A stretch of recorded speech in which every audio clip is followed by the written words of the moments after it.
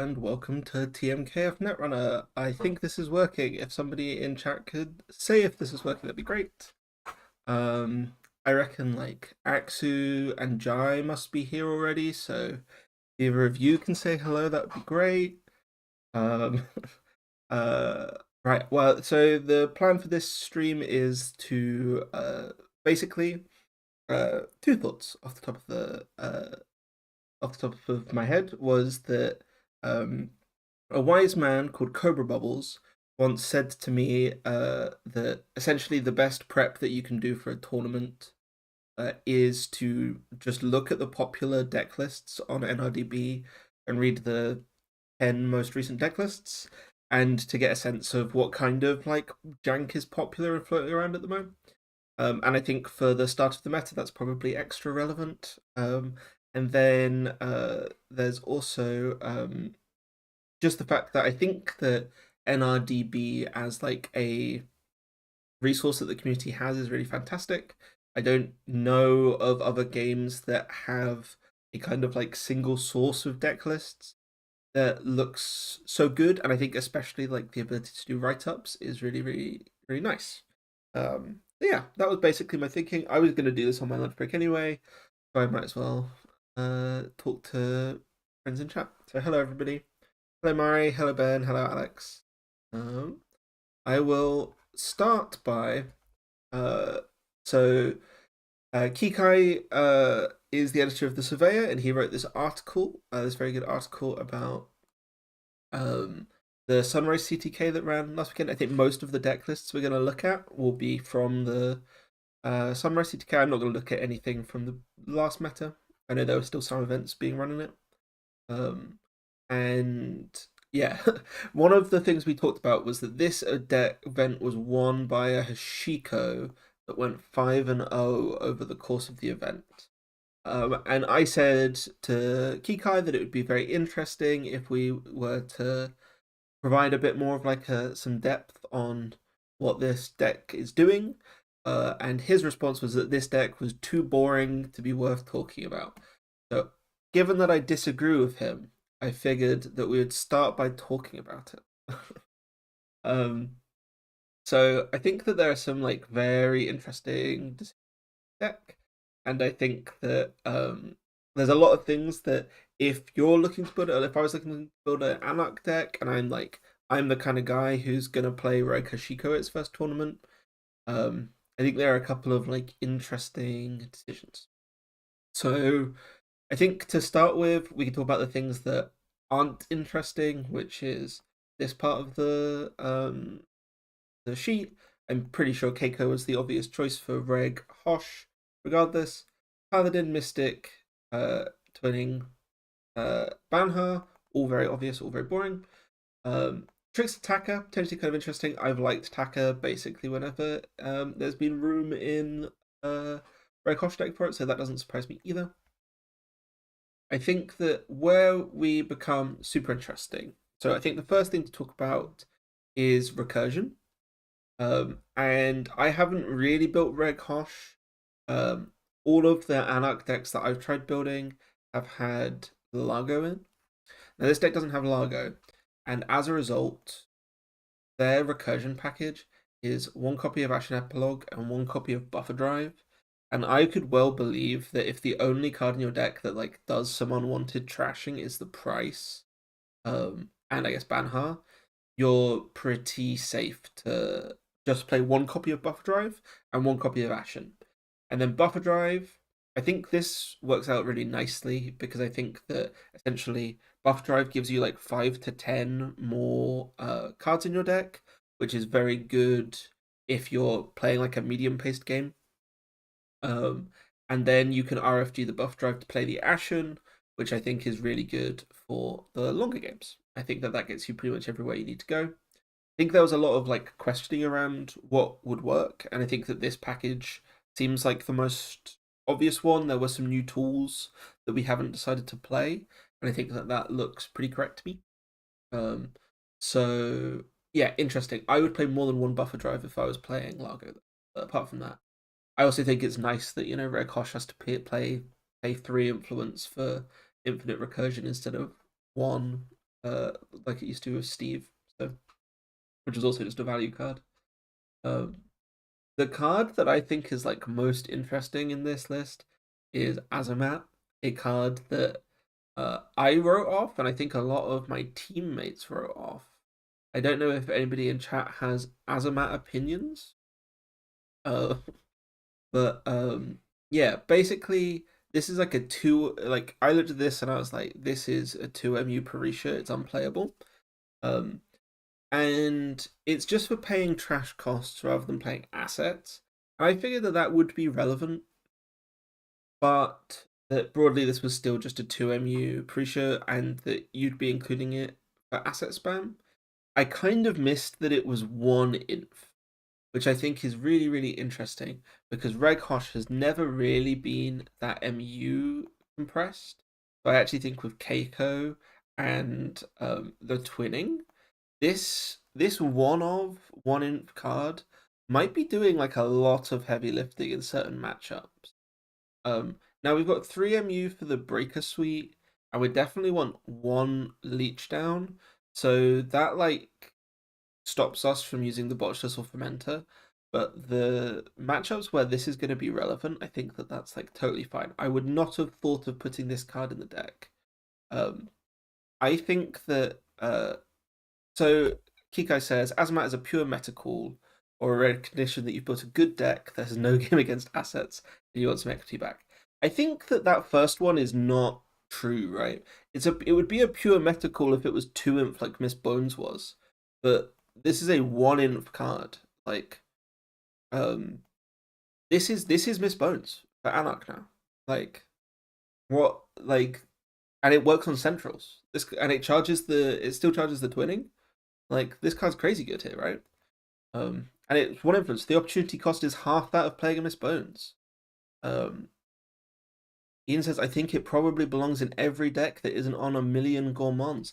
That for a card that wasn't even spoiled in Scoop season because it was such a sleeper, that's like a crazy compliment.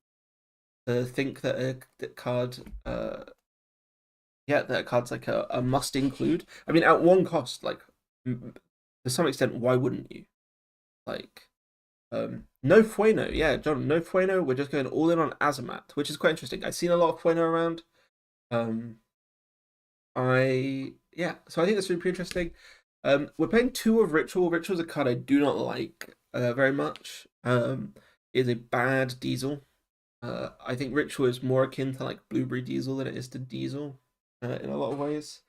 But it makes sense to play 2 of. I'm surprised that we don't play Nuka instead, which I think is out of faction probably just better. I can't think of a reason why we'd love to play Ritual.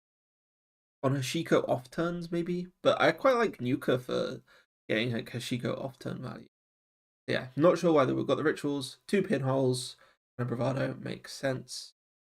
Interesting that with just the 2 Leech that we're playing this Breaker Suite, I'd be on 3 of Leech. I don't know about everybody else, but 3 of Leech feels like by the end of last meta, these reg Alec decks were cutting Turbine in favor of more leeches in Hashiko, and I think that would make sense. So I think this is super interesting. The one Fermented 2 Botchless as well, like maybe that plays badly with Azamat, but maybe you've just got the MU to spare. I think Fermenter's a card that I would have expected to see more of. I think that this is super duper interesting. I think that I don't know what games were played. I know that it went 5-0, which I think is full on. I guess it must have beaten like this PD in the finals or whatever, which implies that it can go fast enough, which is my worry, that it wouldn't be able to go fast. But yeah, all in all, pretty impressed. I think I will sleep this and just play it. I might make a couple of tweaks, but for the most part, good. And I've not put Azamat in a deck yet, so I'm super interested. Hello to Eden and John and everyone as well. Oh, we get to talk about Eden's lists. That's like gonna be fun. But before I talk about Eden's lists, I'm gonna talk about Nebula. Which again, no write up. So this is something that I fully expected to see in the start of the new meta, which is that the deck that wins the first tournament is spending 3 influence on Bran, or sorry, is playing 3 copies of Bran, and spending 6 influence for it seems sensible to me. Also, I think given that whilst Buzzsaw wasn't a banned, Buzzsaw was much more dependent on Turbine than Cleaver was to be good. And I actually think that there are not a lot of good code gates in Standard, and Messenger Chessful and Piranhas might be like the only 2 good code gates, maybe an Afshar. So being able to play these, after that nobody breaks them well, also seems super smart. Doomscroll and FTP, fine, yeah. I don't have strong opinions about Doomscroll or F2P. I like Spin Doctor, right. And then so we're talking about the win conditions of this deck. The win conditions of this deck are we're going to fast advance, embedded reporting, remastered editions, headlines. I think with a nano management, you can fast advance the like next big thing. And so the yeah, so I think it's interesting. Kikai, big embedded reporting fan. So I've not played as or against Nebula yet. Still hasn't happened. So I'm like taking everyone's word for it that this is the best, or like could be the best deck, or like feels like the strongest idea out of the gates. I totally believe it. The text seems good. The text seems real good. But what are they doing? Give it as somebody who has not played into it, I'm kind of super curious to see what they're playing. They do play YDL.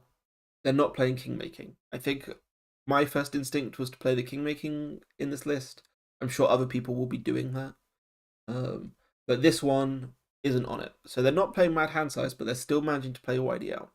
I think one thing, if you were looking to like break the meta, in a sense, if you could find whichever deck plays YDL the best, you'd be some way towards like breaking it, and I think it could be easily be Nebula. Playing 3 touch-ups, combined with our 1 end of the line for a kill combo. We've got Business as Usual, which is a clickless advance for 1 influence, which I guess is good enough. We've got Petty Cash, which seems obviously good. We're playing 3 Oppo. Now this is mad, really, really interesting to me. We have 9 agendas and 3 assets. We have no one trashable. Oh, sorry, I've just seen a very cool one. We've got like one. Yeah, we've got 3 copies of Sun Commandment, 3 copies of Spin Doctor.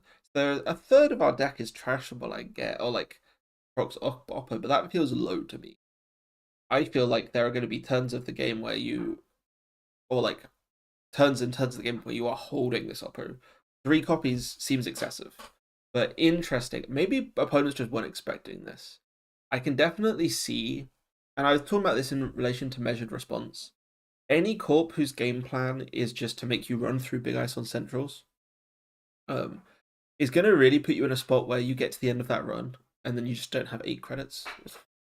And I feel like measured response is maybe like more of the card that you care about to play, but maybe not.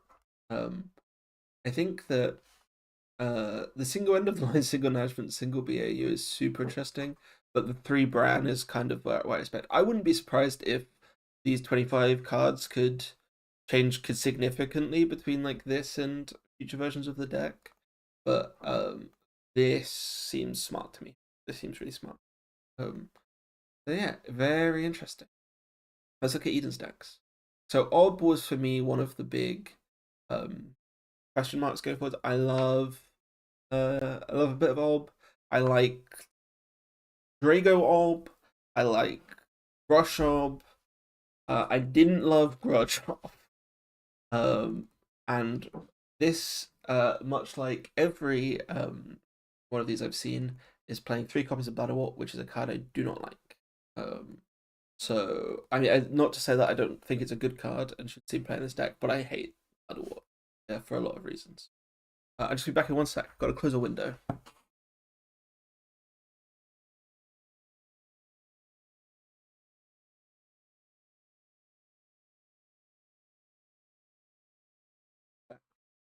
Um, right, so we're on 3 Bradwarts, 3 Anthills, Hearts and Minds, Clearinghouse, Idiosyncrasies, and Fat. Now we're cooking.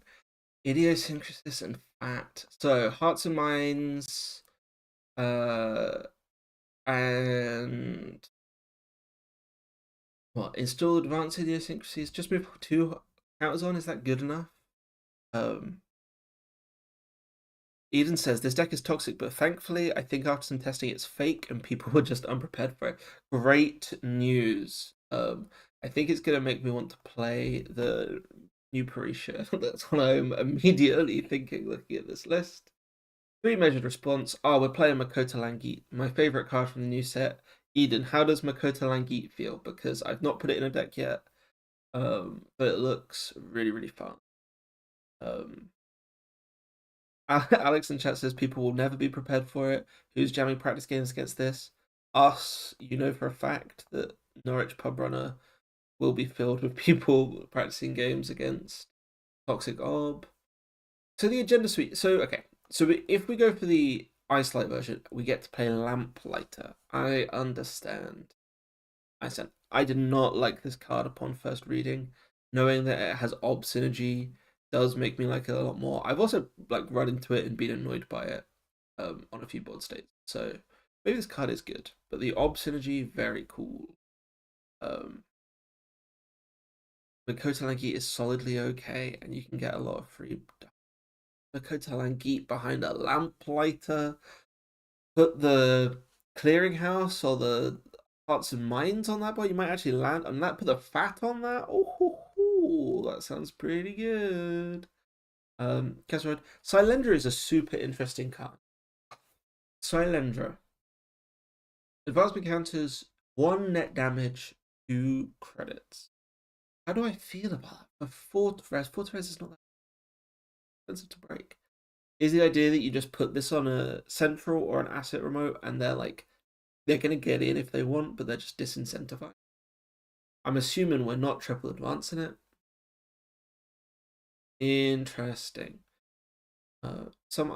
Just some gear checks. Get Silandras on centrals.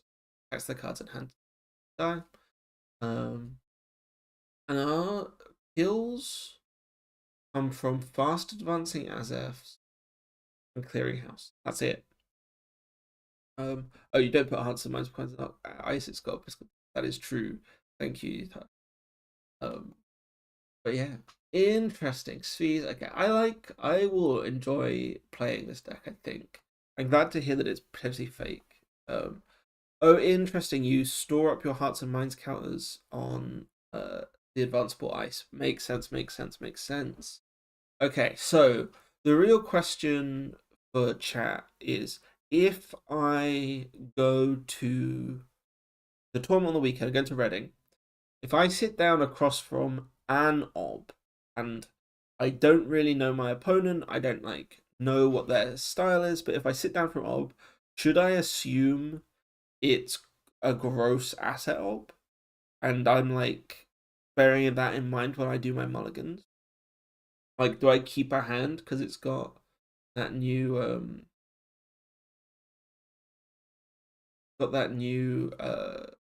one we were just talking about, the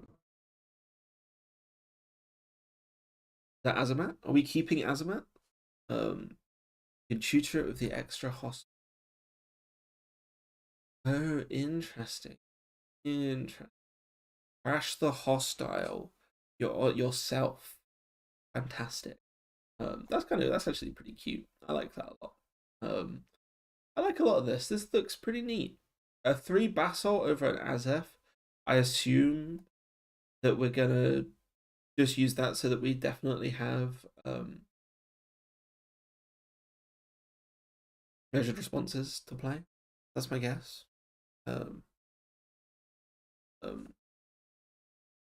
Interesting. I love this. I think this is minging and gross, but I'm glad that somebody's doing something on. I will be prepared for minging assets, but it's going to be so hard to keep on top of this and stay safe from measured response. I guess you just keep. That might be. God, I hate this card. Right. Cool. And then the other deck that got So, oh, what do we see? Midnight Fury Arcology PD doesn't surprise me. That deck didn't lose a great deal. And then Deep Dive Sable, I think probably the best deck in the meta. Then we had Seb. 301 Seb. Eden known. You can hit them for 5 damage with a charged Fat and Azef. Oh my lord. That's grim. That is a 1-coster. That comes off of a 2-cost. Thought by. Oh, you can't. Oh, the Lamplighter gets it. The Kesselroyd gets it. Ugh. Absolutely minging. Absolutely minging. You can trash a Langy. Okay, cool. Right. Well, okay, Fat's got to go. That's the main question. That's the main. I thought this Eden made this comment in Discord the other day, which really lost. Seb was gone because of Contaminate. Contaminate I kind of have not thought about in at least 2 years. Transfer of Wealth is absurd gas for Seb. The numbers are equivalent to Hop Suit, but you play it from 0, and you get to trade them for 3 credits. With Torga as my main recursion slot with Labor Rights gone, you get this back in hand immediately to disrupt scoring windows without needing to touch the remote, and act surprisingly proactive for an archetype that generally aims to sit back and wait for points to come to it. Multiple times this tournament, I essentially time-warped Corp by hitting them with an eroded HQ. I wasn't expecting myself to be so hot on Gourmand, but it's really good forward momentum and solves the problem needing to kickstart Audrey by nearly guaranteeing a counter. You just touch 1 card. I found myself recurring it a lot of times over Fermenter with Praxis. There's some cuts presenting themselves. Fred didn't do anything for me. I suspected as much. I can probably cut 1 Rent Writers, but it's just there to be recurred to shore up the asset matchup. I for an I might go down to 1x, but we've got Mond apply so much HQ pressure. I find myself missing buffer drive, but I'm not sure I prefer it being in the deck over the class act. The options are basically 3 transfer of wealth, 1 buffer, and 2 transfer of wealth, and the class act. And I'll take an experiment to figure out what's best. Buffer goes in, Torga comes in. My Corp was the other one. Very nice. It was an excellent game. Tyrus was recognized that the win condition was not let me drop into Blood Water range. Charges up a double deep dive, turns to 7 points. Game I couldn't Seb in the final, but I enjoyed myself. Very cool. Very cool. Okay, so let's look at it. We've got 3 privileged access, 2 Torga breakout. That is an interesting and cool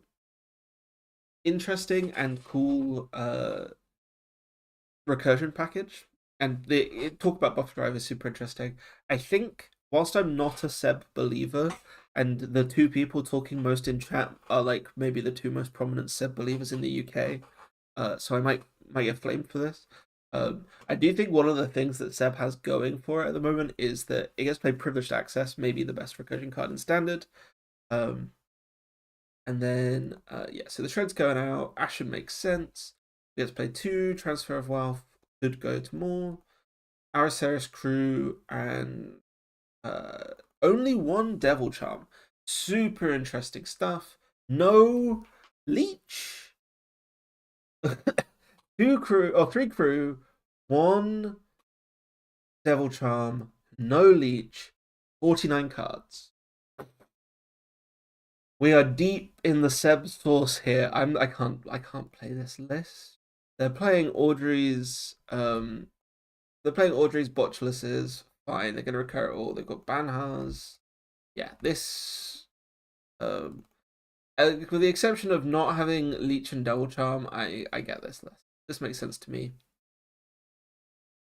We're still playing a Menuensis. That's very interesting. I would have fully expected Seb to be on Bling over a Menuensis. But yeah. Eden says there's a lot of 3s and 5s in the format, but normally you just hit them with multiple crews. Interesting. And then you've got your tags. I guess you do like to use crew to take tags. Very, very interesting. Very interesting. Yeah, this doesn't surprise me that this is crazy good. The anti toggle for it, very cute as well. I like that a lot. Uh, get it down to 45 cards and put some leeches in there, and I could be convinced to play this. But good to know that this is the kind of package I'm expecting Audrey out of Seb. That's the main takeaway. Definitely expecting transfer of wealth. Also expecting that's my main thing. Their own Largo. That makes sense. Some of this stuff's gonna be really. I reckon this deck's. I reckon. I reckon playing Seb. You guys are some fun time. Okay, so looking back at this, the other decks were a King making Nebula. Okay, cool. And the Lu. I think that's a harder asset call. I actually really like this Hashiko in an asset matter potentially. So that's interesting. Question from Dolbul: have I tried cooking another knife deck yet? Yeah, I've got a knife deck. Cobra Bubbles has done the cooking for the most part. Um, it's good. It's really good. It like a bit like Eden caring about contaminate rotating. I was the one person crying at the loss of sec testing. Sec testing was real good for us. So like I don't know if we'll fully recover from the loss of sec testing, but yeah, I could believe I believe there's probably a pretty decent knife deck. The transfer of wealth seems to go. I don't think it's the most obvious thing to do in criminal, but if you already had reps with the, I like if I took the knife deck I have to Reading next weekend, I'm pretty sure it would win some games against some corps that aren't so happy with me just disrespecting all their ice. But yeah, interesting stuff. Right. Um, Going back to popular deck lists, there are a few in here that I just wanted to talk about a little bit. Which, yeah, we're just going to talk about ones from the new meta. So this is the one I'm most interested in. There's a deck from Whiteblade, a Snare Bear, Magdalena. I've played against Magdalena a bunch. I've not played a game. Oh no, I've played a couple games as Mags as well. And I think super interesting. Azmat seems really, yeah, and just like getting stuff down on the table. And like in EA Sports, we talked a little bit about Basilar in Mags, but we hadn't settled on it. And so it's cool to see that work. Madani, they're calling it Madani is good. That which isn't something that I had on my like crib sheet. So Madani is a effed up netrunner card. One of the problems for Shape historically has been this: you have a toolbox, but you can't hold them in your hand at the same time. You just juggle your muses foes arms high. I can believe it. I saw somebody put 5 cards on a Madani in a single click. That seems like good click compression to me. It also seems like it potentially is a bit of a nombo with Magdalena, but maybe that's why we're on Basilar. These are the same underlying principles that made World Tree Woo messed up. Being able to have any answer on tap, availability, speed. Magdalena is a great shell for this deck. You want to have multiple DZs to install, get the discount on your installs on yours and your opponent's turn. Include symbol chip and random program installs, and you have run ID that's going to generate you 7 to 8 clicks of value in a game. That might be lower than I expect. The secret source is Basilar. You may look at this and go, there's no way it's good. Dolbul in the chat just said, there's no way that it's good. Let me tell you, it's cracked. The downside of lowering your hand size is upside of Magdalene is you can reach your hand limit faster with install. 5 clicks accelerate your fast towards your control shape or board state. So I have some slight issue with that. Basilar, 2 core damage for 1 allotted click is not quite good enough most of the time. Gaining a click per turn is a really powerful effect, and 2 core damage is slightly too much to make that really work, I think. But the like general premise really strong for Basilar. So I can believe that Magdalena making that downside less of a downside is really interesting. I think that yeah, I think that it's interesting, but I don't think that Magdalena gets better when you have fewer cards in.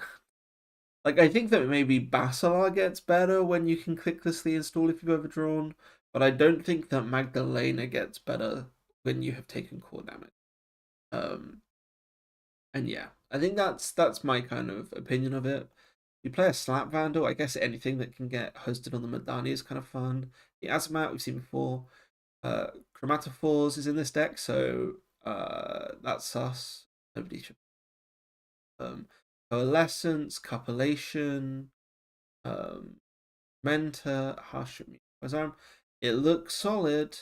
3 Witcherel, 3 Spec Work, 3 Short Gamble.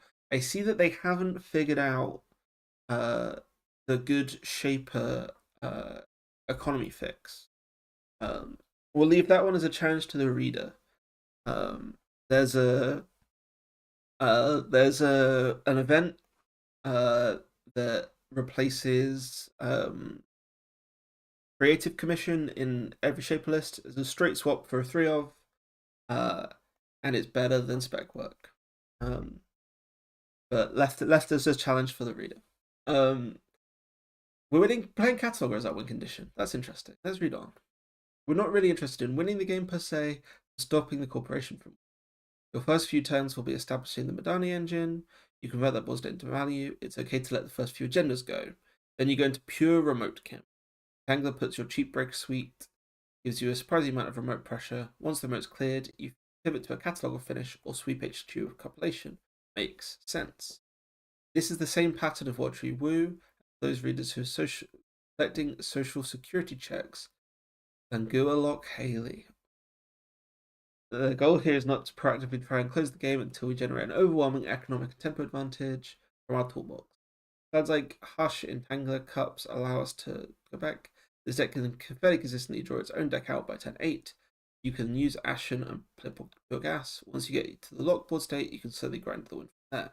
What's it bad against? AU decks mostly, decks that install us from punishing Civic Land. Being on 3 cards in hand is going to be a liability into so much. Like, there's so much measured response going around. And without Lilypad, Mags can't end up +1 hand size. Anything that's pure fast advance will shoot. Okay, so this makes it sound like it's a bad metacle, even if it's a powerful deck.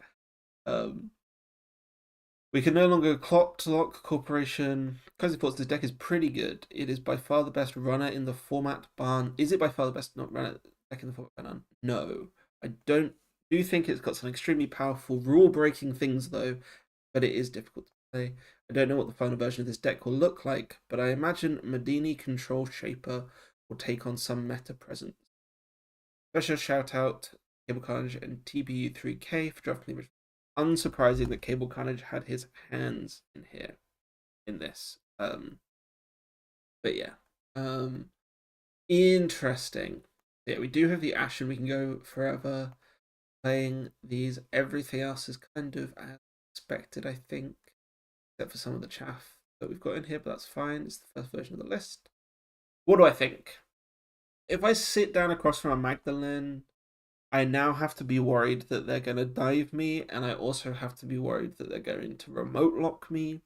I feel like that is a bit of a problem. I guess as soon as the console comes down, I can be a bit safe, and I can probably afford to not over-ice centrals in the early game.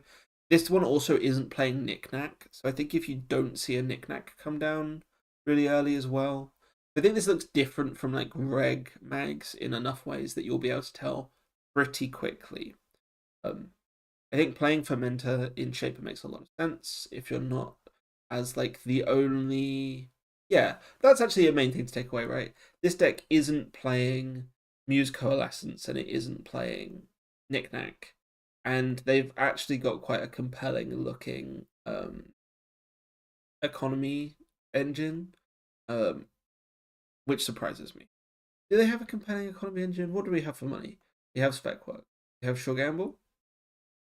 We have DZs. I guess you're relying on DZs to do a lot of the heavy lifting. We've got Fermenter. Oh, we do have Coalescence. And we do have Muse. Oh, okay. Very interesting.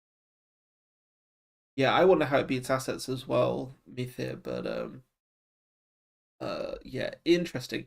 It sounds like it's kind of difficult meta can or like to play this deck off the bat, especially if you're worried about like Nebula as the best deck day one, but you would have a ton of fun if you took this to your first tournament. I think that's oh yeah, we've got an Azamat. Azamat seems good. Yeah. Interesting. This has a really different economy package to every shape of deck that I've seen so far. I think that's cool.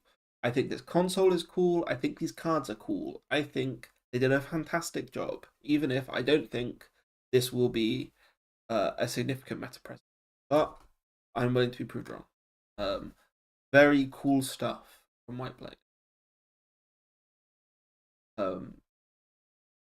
Moon's talent pool. Let's watch the sunrise. Interesting influence spend. I love to see. Right. This is the list. Big Bonkle came fourth, and I played at the recent online Sunrise event. This deck performed well for both of us. Was heavily based on the fast advance as Mari list that Arizona played a lot last summer, but never got posted. When we saw Nebula, I immediately thought how much it could bring to that archetype. 2 to 4 ice on HQ and R&D and score 100% out of hand. Ice Archives mid-game versus Crim for clean getaway and maintenance. Prioritize scoring superconducting hub, get to +2 hand sizes, critical protecting agendas. Kingmaking is your ideal way to do this, get your 4-3. Do install Spin Doctor, but do res it until your next turn. Starting click 1 with 8 cards in hand, so much better than anything you could draw, because we're playing your digital. Do not install Moonpool for the round to trash unless you have an extra in hand of the runner is very cool. Fun combos. 3-1 or 3-2 with petty cash and archives or red level in hand. 4-2 with Moonpool and 2 extra agendas. 5-3 with an RLC and a Moonpool and 2 extra agendas. On the front side, you can still easily fast advance agendas, 2-1s with no tricks. 3-2 with Moon, Sudden RLC. 4-2 with RLC and Moonpool. This is largely what makes this version of Nebula so. Oh, and also the cards in hand help us with fast advance. Largely what makes this version of Nebula so threatening. The flip side is very powerful, fast aid, but not required. You can score 3 points unflipped with. All of this brought to you in a clock-free world. How to beat this deck. Always trash Spin Doctor and Moonpool. Let the corp hide agendas and archives with Spin for Moonpool to get. You don't have to flip the corp back every turn. Easy to assume the corp is always going to score, but combo pieces are harder to collect than you might expect. Save your resources and time your runs. Multi-access. So we're saying that the twinning is good. Replays incoming. Thanks to R15 for organising the event. Credit. So these must be Montalbost. Montalbost. Very nice. We love Montalbost. Montalbost, my favorite American testing group, or like my favorite older testing group, because they're also regionally based, like EA Sports. So what we're playing: 3 red level, 3 Moonpool. Cool as hell. Very sweet. Yeah, red level seems really good. And the rest of this is money. Pay cash is a cool card. We only have 6 cards that 7-ish cards that let us do the combo. If we don't count the Moon. Embedded reporting, king making. Next big thing. Post-truth dividends. Supersonic Hub. Tomorrow's headline. I do not know how good this is. We're playing 12 agendas, which is good for Moonpool. Dolbul says, I'm on 3 Moonpool in poetry now too. That card is cracked. Now that agendas are more awkward. I think that that makes sense. Endpot over Messenger costs 1 less to res. Costs a hell of a lot less to break. Doom Scroll, F2P. Why do we care to deal damage? We just care to land tags. Why do we care to land tag? We just care for predictive? I wonder how tag me you can go against this list. My guess is quite. They don't even have the shipment. This is like, yeah, my feeling against this is that potentially like the ice is the weak spot here. But I don't love this move. This is cool. Like if I was gonna start with a version of Nebula, it might be this one, just for sickness points. The other one might be better. But yeah, yeah. Dolbul saying I'm never clearing a tag against this. Yeah, Import's probably not worth it over Messy. I think you could improve this deck quite a lot, right? I think we could fix it. We could fix that with the Ice Sweep, or but there's some really neat ideas here. Interesting to only play 2 Kingmaker, 3 Embedded Report. Super just thought that's. I know Kikai thinks Embedded Reporting is the best card in the set. Maybe we just need 3 2s. The next big thing is that just so that we're not on 14 agendas. I don't know. Greasing over RLC to put in tag punishment is interesting. I think there's a lot of things that's slightly better than RLC. I have a personal pet card in Nebula, but I haven't actually built that deck yet, so maybe I shouldn't talk. Yeah. Interesting. Cool. Okay. I think that's basically all of the decks that I wanted to talk about, and it's pretty much the end of my lunch break.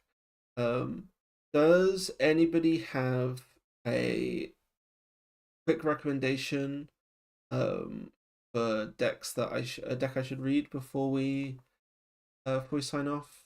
Let's look at this. Playing 1 Leech, 2 Unity, 2 for a pair. Ooh. Bravado, Carpe, Clean Break, Jailbreak, Lilo. There's one you missed off that list, Dolbulb. So a card from the new set. Pinhole, Reprise, Sure Gamble, Transfer of Wealth, Alarm Clock Boomerang, Hermes Wake, Pretty Mary, Debbie, Fransophia, Mystic, Class Act Twinning. This all makes sense. This actually looks kind of neat. I like this. I have been surprised by how good Lilo is. And 2 Class Acts maybe plus, but I would believe this is good. Fransophia, I'm also super questionable. But otherwise, this looks just neat. This looks like what I would play if I had to play Mushlia. Mushlia's ability seems ultimately fine. It's quite shit compared to Lats. That's fair. I think that's pretty good. Pretty good assessment.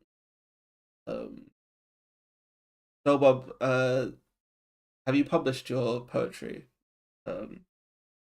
Yeah, Revolver, 3 Comes of Revolver does seem pretty good in this list. Ether, I agree.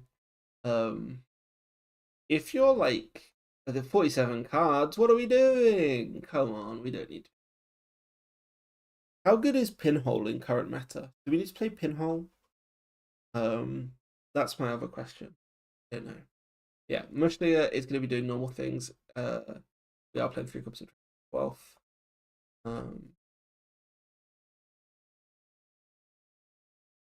Corps don't feel great to me. Very hard to find anything that would beat Crim. Or, oh, he's got his own.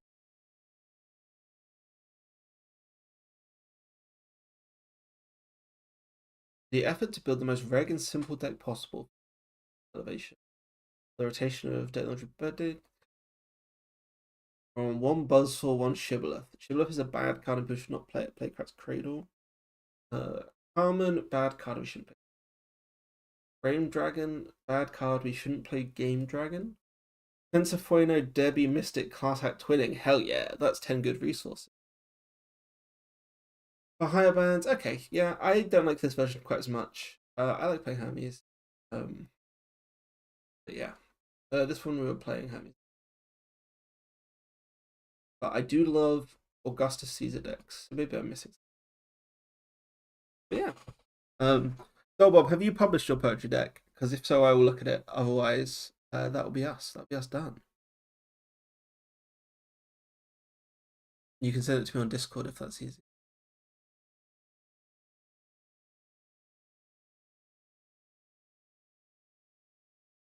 Ooh. You've got 5 minutes before I go back to work. I can do a search. Deck list, search, deck list name, author name, Dolbul. He's not published. Oh, he has published stuff in the past, so I definitely got his name wrong. Maybe the capital letters. He sent it to me on Discord. Got it. Right. Poetry 1.3. No write-up, so we're going to have to just judge Declan's decisions off the bat. What have we got? 48 card poetry. Now that's a question that you might need to answer. Right. We're on ablative. Afshar. I like Afshar. Okay, underscore. Scatterfield. We're on Boomy. We're on Boomy and Drafter. Saying nobody has a good factor. I feel like Revolver is going to be alright, but maybe just tax the Revolver count. Aggressive trend setting, the most objectionable card in the new set, but I do love it.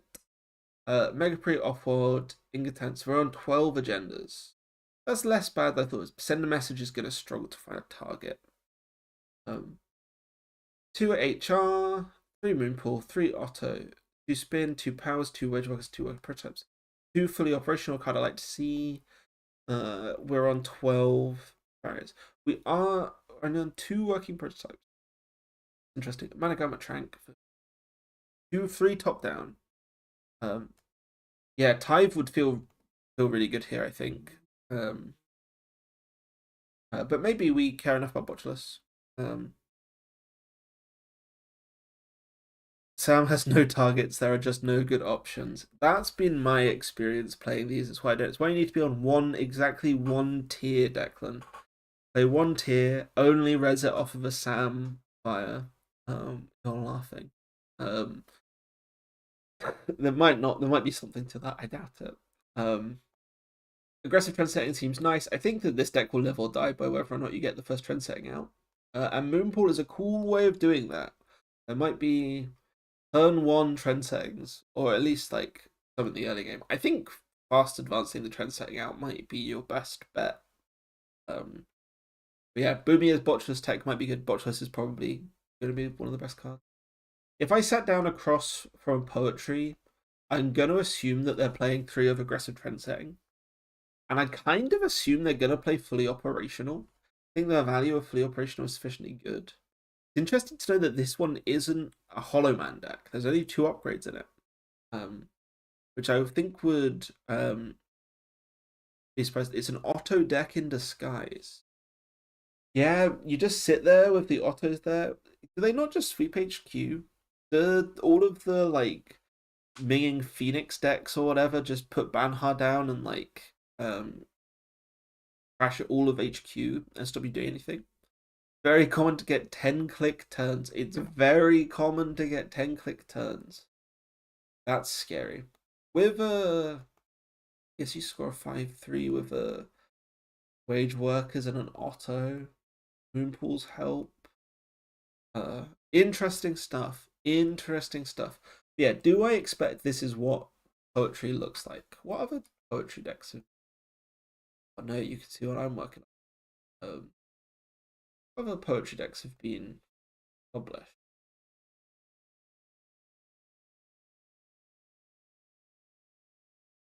Moonpool helps against HQ sweeps. Oh yeah, you can do it as... That's right. Path of Least Effort. It's as a group with more stuff that can be put on the board. This thus also tries to fast advance via nano management or Otto. Runner stumbles while figuring out how to trash +3. Cohorts, which is the card I'd expect to see more. Still no Hollow Man. Tattoo Bowlers, Brand Targans, Ablative Barrier, Scatterfield, seems a great card. We are on 3 fully operational. Okay. So we're expecting fully op econ if we sit down across from Poetry, but we're not necessarily expecting Hollow Man. We're expecting them to have a million agendas and no good way of protecting them, I think. But I'm also not don't talk about the PT deck. There's no PT decks in the meta, Mythir. That's fake news. But yeah, interesting stuff. Why Olgar over aggressive trend? This deck doesn't play aggressive trends. Derezzing Spin Doctors comes up more often than interesting. I think Nano should be Bass in these fast advanced lists. Probably. Okay, cool. Well, we've done a lot of good research. We've solved the meta. I'm going to be in Reading this weekend, and I'm looking forward to playing some new Netrunner and getting surprised by a bunch of stuff that I didn't expect. But yeah, wicked. All right. Well, I'm going to go back to work. Thank you very much for an enjoyable lunch break. I will chat to you all later. I might do this again like next week, and just keep up with the meta on my lunch break. Who knows? Right. Thank you all for watching. I will catch you later, and